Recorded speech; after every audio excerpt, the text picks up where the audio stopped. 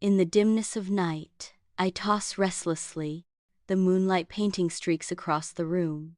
Worries etch themselves onto my face as failures replay endlessly in my mind. Anxiety and despair weigh heavily, each breath a struggle against the rising tide of self-doubt.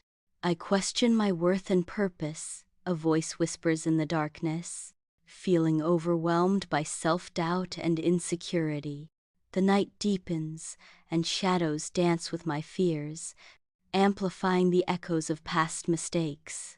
In the hushed sanctuary of my camp, I kneel, seeking solace as soft light paints the stone floor with kaleidoscopic hues. Eyes closed, I pour out my heart in silent devotion, seeking comfort and guidance.